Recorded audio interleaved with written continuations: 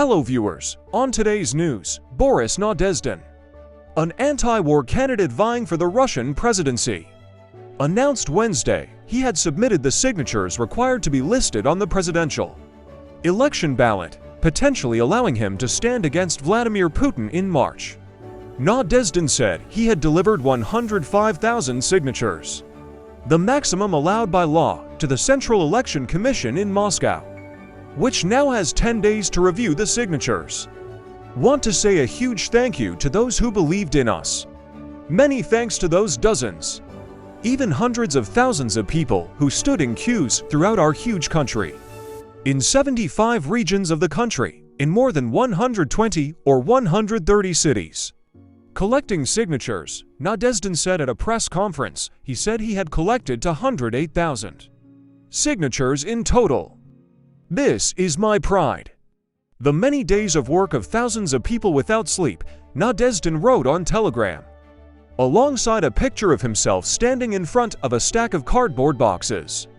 Thousands have lined up in cities across Russia and elsewhere in Europe since early January to give their signatures in support of Nadezhdin, with volunteers collecting expats' signatures in cities from London and Paris to Georgia's capital Tbilisi. Putin announced late last year that he will seek a fifth presidential term, which could see him retain power until at least 2030, while Nadezhdin's candidacy could represent little more than Putin's need to fashion the appearance of democracy in Russia. His collection of the required signatures is a measure of the anti-war sentiment in the country as its full-scale invasion of Ukraine nears its second anniversary.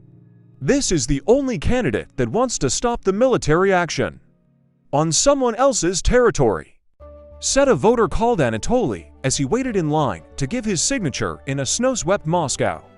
Nadezhdin, a 60-year-old former State Duma MP running as an independent from the Civic Initiative Party, has positioned himself as the only presidential candidate willing openly to oppose Russia's war in Ukraine. His manifesto describes the invasion as a fatal mistake. People have been arrested for far less in Russia.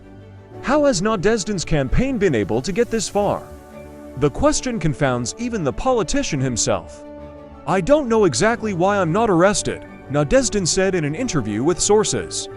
He has garnered the support of other prominent Russian opposition figures, including members of jailed Kremlin critic Alexei Navalny's team and exiled oligarch Mikhail Khodorkovsky, who urged Russian citizens to add their signatures for Nadezhdin, although Nadezhdin has gathered the requisite number of signatures.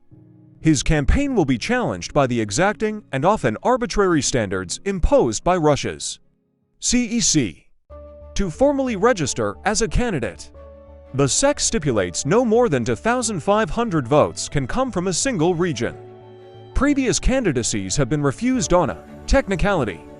Yekaterina Dontsova, another independent candidate who openly decried the war in Ukraine, was in December rejected by the Central Election Commission, citing alleged errors in her campaign group's registration documents.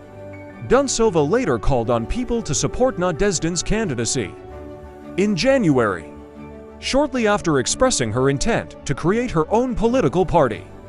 Dontsova reported being detained briefly by traffic police and randomly drug-tested. Opponents of the Kremlin have often alleged the fabrication of criminal charges through the planting of drugs. Nadezhdin reported last week that a denial-of-service attack had briefly crashed his official website. Thanks for watching, and please subscribe to our YouTube channel.